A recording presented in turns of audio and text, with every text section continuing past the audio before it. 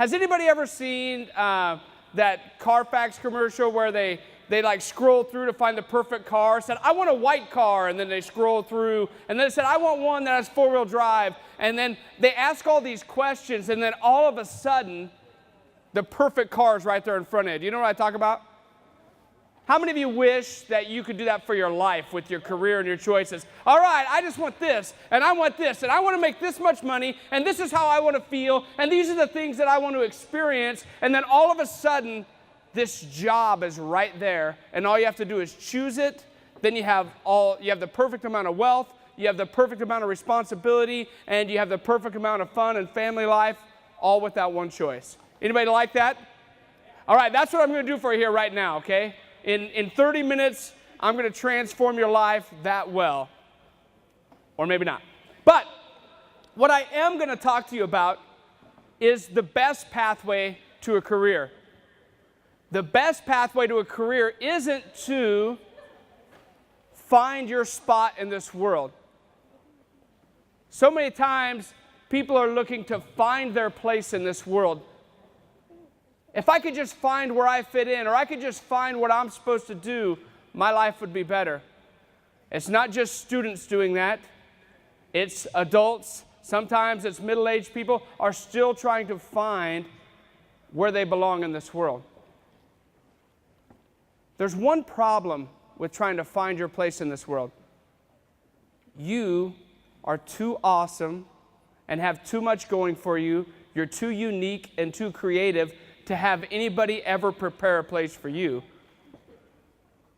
How could something this awesome like this table right here, how could somebody 15 years ago say, I can see how awesome this table is, and I'm going to prepare a place and a job that's specifically designed for them? They can't contain this, can they? Hey, how could you put a box around this and said, hey, you could fit right here? There's no way that could happen. So instead of trying to find our place in this world because we're too awesome to fit into one predefined job or predefined career path, we need to create our own place. We need to create our place in this world. How do we create a place in this world is what we're going to talk about. And the word is entrepreneurship. Entrepreneurship means that you are taking a risk and starting your own thing, moving in your own direction, and becoming your own boss or your own employer by creating an opportunity that wasn't there before. And that means that you believe you can see things in your head because you're so unique and so special. You can see solutions to problems in our society that other people can't see. And if you can see these problems that other people can't see, and that you come up with a solution to these problems, then you can create an opportunity based on that and then capitalize on it. I love our country. I believe we live in the greatest country in the history of the world. Right? We just came off of Veterans Day. I'll have you know, I love this country so much. I gave 12 years of my life to serving in the military because I believe, thank you. Thank you. Hey, I got a legitimate applause that time. Thank you. I served 12 years because I believe that this country is worth defending. I believe our freedom of speech and our freedom of religion and our freedom to pursue our own lives is worth defending. But our way of life is under attack. Do you guys know that? Do you realize that? And it's funny, I talk to a lot of people about America, about the United States, about our freedom, about all the things we have going for us. And so many people right now are concerned about terrorism and ISIS and just all these things going on. And they think that these are a threat to our way of life. And I don't really agree. I don't think that anything can threaten our way of life except for ourselves. The greatest attack on our way of life right now is on all of you.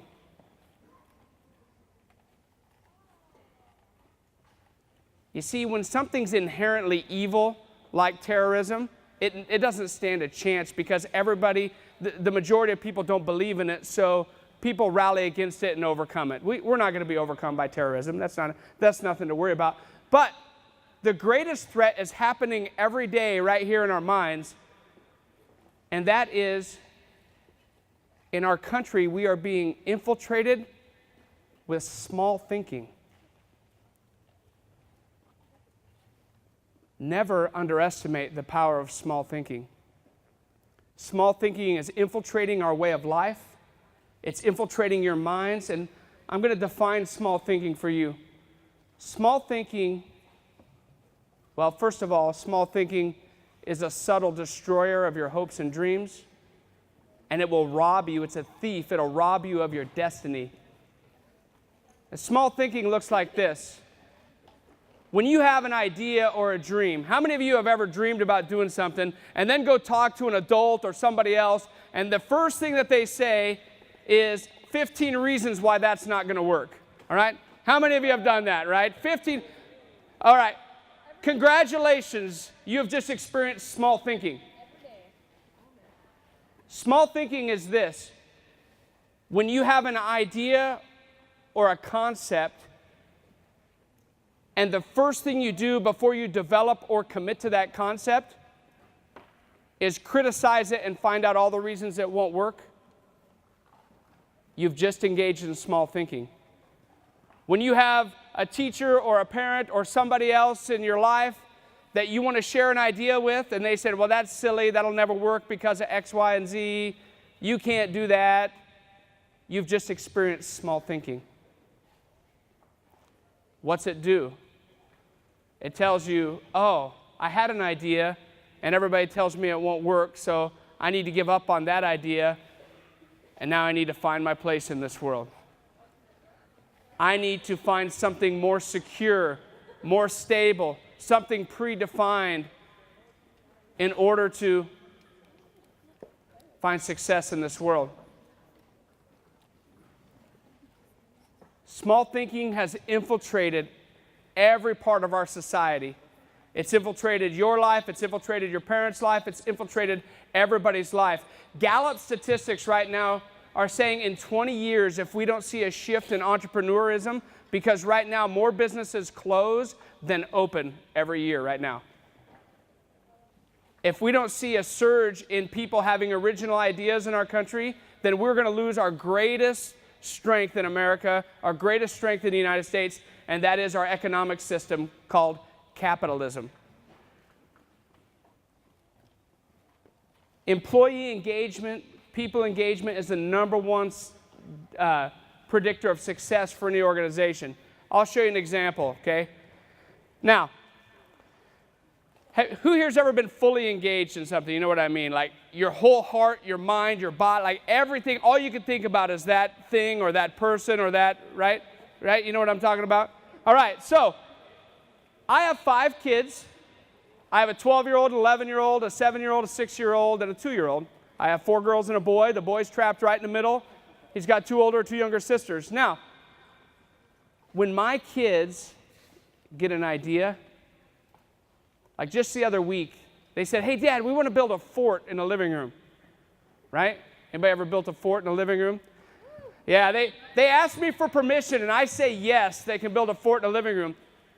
Within 5 minutes, every single thing I own is taken out of all the rooms and piled in the middle of the living room. It's got blankets and tarps strung over it. There's a working elevator. My 6-year-old daughter now has got a recliner strapped to her back. She's carrying it, moving it, said, Dad, this is for my elevator. She sets it in the middle, builds this stuff around it, and in 5 minutes, they've got this huge thing built, and they're having fun, and they're playing, and it's awesome. How do they get that much stuff done in 5 minutes? They see a picture in their head, they dreamed of something, and they're sacrificing every bit of their energy and their focus to make that picture that's in their head happen. They are fully engaged in what they're doing, and they can accomplish amazing things. There is no limit. There's nothing impossible when they see a picture in their head and they decide they're going to do it. When they see a picture in their head and decide they're going to do it, they're fully engaged in that activity? Do you think they were thinking small? No. They're thinking big. How much stuff can we get out? How much stuff can we put in there? Now, I'm tempted always as they're building this stuff to sit there and watch them and say, remember, everything you get out, you got to put away, and you're not going to have any fun putting it away, so maybe you should not get so much stuff out. And maybe they'd listen to me. Maybe they would listen, but then what have I just taught them to do? Think small. I don't want them to think small. Now, the next day, after they've spent the night in there, had so much fun, they built this awesome thing, unfortunately, we can't leave that forever, right? So I tell them to clean it up. How long do you think it takes them to clean that up? 5 minutes to build? Yeah, 7 hours later, I've got my arms crossed, and I'm yelling out orders. Okay, you pick that up and move it there. You pick that up and move it there. And my 6-year-old daughter's trying to pick up a pillow. She's like, Dad, it's too heavy. She can't pick it up. I'm like, get that, pick it up and put it away, right? I'm getting angry. I'm like, move your stuff. Sorry, I'm not a perfect parent. I do get angry. But that's the difference between being fully engaged and not engaged in what you're doing. So as we talk about careers, it's funny that what I'm doing right now, I'm going to share the secret to finding a pathway to a career that you can be fully engaged in so that you can enjoy your quality of life. That's what I'm sharing with you. And by doing that, I'm actually, if I'm successful at it, I would actually put myself out of business because I'm a consultant and employers and organizations and companies hire me to come in and teach people how to enjoy their job, how to get more out of what they're doing for work, how to come fully alive in their job. Because guess what they've done? They've settled for small thinking and security instead of pursuing their passion and pursuing their dream. The greatest attack on our country right now, on our way of life, is people believing that thinking small and leading to security is the best answer to their problems. That's what I need to do. I need to pursue this, or I need to pursue that. Somewhere along the line, dreaming and vision and entrepreneurism and taking risk and having an adventure and having all these risks that you're taking and this exciting lifestyle of not knowing what the future is going to hold because I'm going to try this thing, but what if I fail? Well, who cares? I'm just going to make it work. Somehow, that's the foundation of our economic system, which is capitalism. We have switched to this thing where, what do I need to do? Well, I need to find something that's low risk.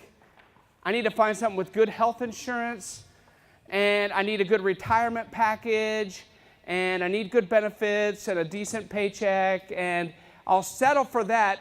And instead of dreaming about what I'm going to do for my whole life, here's what people do.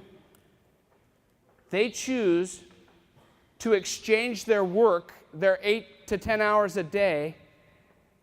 I'll do this, and then I'll dream about my hobbies. I'll dream about my retirement. I'll dream about what I actually like doing, and I will go to work for this company or this group or this. I'll sacrifice my time so that I can pay for my dreams. You know what I mean? People are choosing to work 8 hours a day at something that they don't particularly like or they're not particularly passionate about, and then they want to exchange that for a good retirement. People ask me if I'm going to retire. I said, no way. Why would I ever retire? I'm doing everything I want to do in life right now.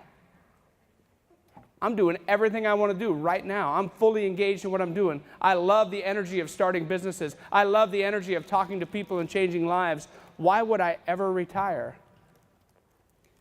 So many people have bought into this small thinking that the A plus B plus C plus D equals a happy life.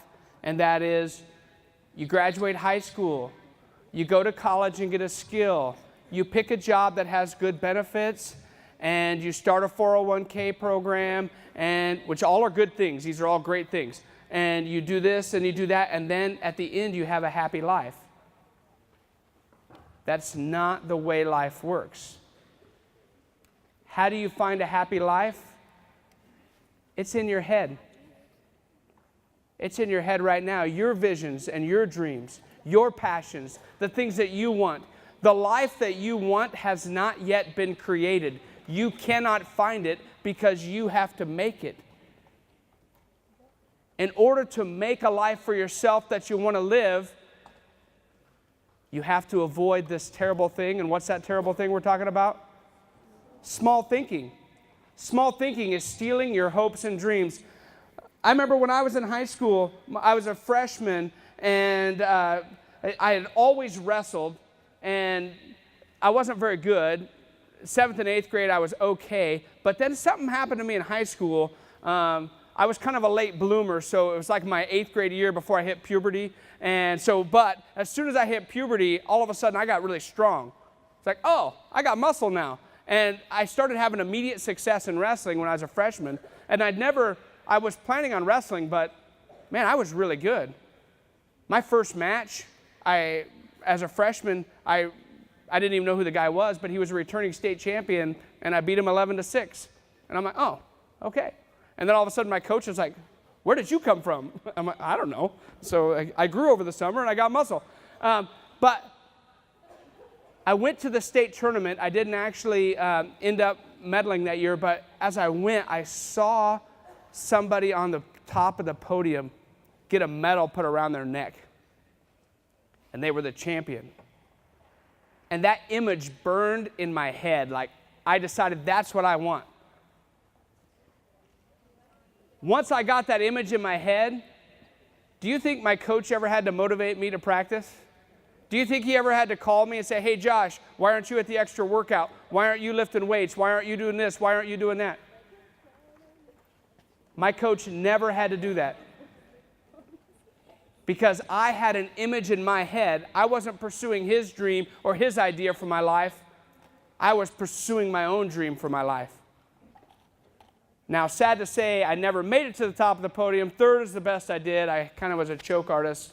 I was ranked number 1 every year, though, so if that means anything. But I never succeeded, but I did wrestle in college, and now I coach at the college at UNK. So I had a great wrestling experience. But the biggest thing is I had it in my head. I had an idea and a vision in my own mind, and I was pursuing that with passion. So I sacrificed things that most people wouldn't sacrifice. I worked out more than most people would work out because I had it in my head to do. In order for our country to be great, in order for us to sustain our way of life and to sustain capitalism, we need entrepreneurs to be raised up from right among you. You all have the answers to the problems in your culture and your surroundings. You have ideas about how things could be better. And if you cultivate those ideas and you let those dreams mature, you let those dreams and you feed them with passion, and you don't let small thinking rob them from you, you start to believe anything is possible. You can start a business based on a simple solution that you find to somebody else's problems. So Team Concepts is my current business, and I've been doing this for 17 years. It started pretty simply. I was a coach, okay? And I had these high school kids on my team, and we weren't very good.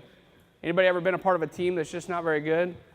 Yeah, that's not fun, right? So I was a coach, and my team wasn't very good. And because we weren't very good, the kids didn't work together very well. And because they didn't work together very well, we weren't getting any better. So here's how Team Concept started. Do you want to hear how Team Concept started? Maybe? All right. I decided I was going to do something about my kids not working together very well. So I went to the dump, because I didn't have any money. I was a broke teacher. My first teaching contract was for $17,400 a year. I was married and I had student loan debt and a car payment, and I had to move to Omaha and rent a very expensive apartment and I had no money. So I wanted to help my team, but I didn't have any money. So I went to the dump, and it was a junkyard. It was a construction dump. So it was a junkyard for construction equipment. And I chopped a bunch of stuff up with some saws, and I made some equipment that I turned into a portable, like, low ropes course where you have to work together to overcome problems. And I did that with my team. Anybody been to a campground with a high ropes course? So the low ropes course that you do before that, I built one out of junk. And I ran my team through the exercises that I created, and they got better. And the next year, I had another coach ask me, hey, would you come do that for my team? I said, sure. He was my competitor, but I didn't care. I want everybody to succeed. So I went and helped him. And then he told somebody else that I did that. And then I got 3 more calls. Hey, come help my team. Come help my team. And then as I was helping their teams, they said, we really like what you have to say about teamwork, Josh. Would you come talk to our whole school? So I started doing school assemblies. And then some business people heard me talk, and they're like, I would love to have you come talk about passion and integrity and all these characteristics that you talk about. I would love to have you come talk to my business. I said, okay. Fast forward 17 years. We just opened a $500,000 facility in Kearney, Nebraska, where businesses are going to come to me so I don't have to travel every day. And this is my full-time job. I'm able to support my wife and my 5 kids by speaking and doing training because I saw something in my head that other people didn't see. I had a picture that if I can get some equipment and some things together, I can improve the quality of life for the people around me. And my first thought wasn't to capitalize on it monetarily. My first thought was to make my team better, right? I was going to capitalize on it by winning because I am very competitive and I love to win. So my team started winning, and other people saw that I was having success, and they were willing to pay me so that they could share in that success. I saw a solution to problems that other people didn't see, and I took a risk, started working on it, sacrificed for it, and now it's my business. I've done that with lots of different businesses. Here's the thing. When you have an idea in your own head, people ask me, so this facility that I just opened, I had somebody ask me, I bought it and turned it over. It needed to be torn down, but I renovated this 100-year-old barn. I bought it July 30th, I closed on it, and I opened it 3 weeks ago. I completely gutted the whole thing down to the original studs, refinished everything, and it's immaculate inside and out. Everybody asked me, how could you possibly get that done in 90 days? You cannot do construction that fast. That's impossible, Josh. How did that happen? Well, it was my own. It was my own idea. Just like my kids, when they saw the fort that they wanted to build, they could get it done in 5 minutes. If I were paying somebody only to do that construction work, the estimate would have been 7 months. But it was in my head to do. What they didn't see is that after I put my kids to bed at night, I would run back to that building and clean it and put down flooring, and how many midnight to 5 a.m. shifts we had working on it. We worked on it nonstop because was I willing to sacrifice absolutely everything, all my energy and all of my time for the success? Yes.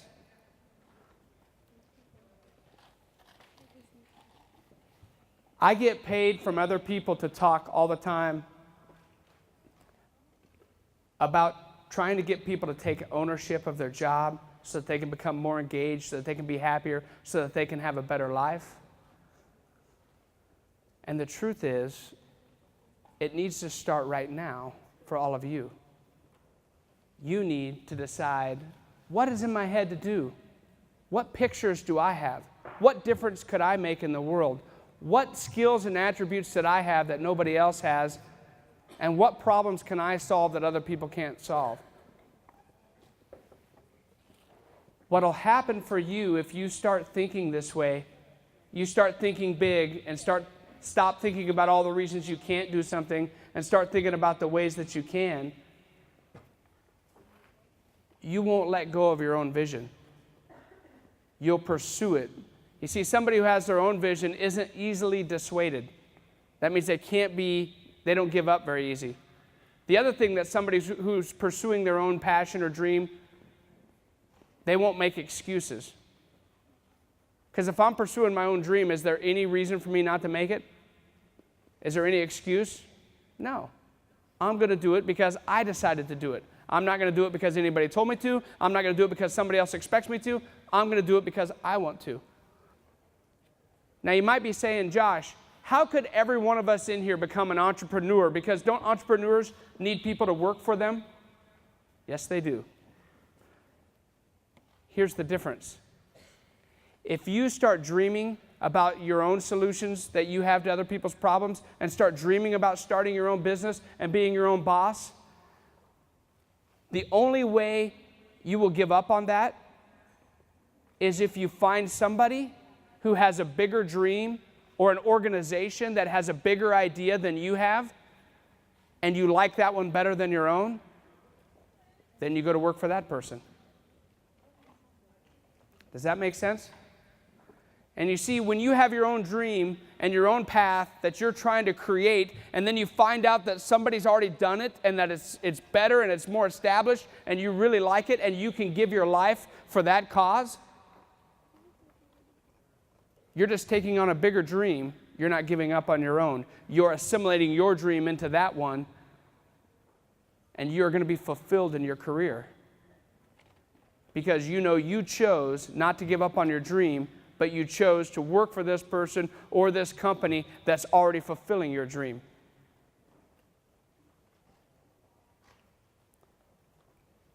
If we can learn as a group, as a culture, to overcome the small thinking that says everything needs to be safe, that we can't take risk, and that failure is wrong. You know, failure is not wrong. So I said I've started over 20 businesses. I've sold most of them, but there's 3 of them that are laying on the side of the road dead that cost me a lot of money because I failed. I failed at lots of things that I've tried, but it's my failure.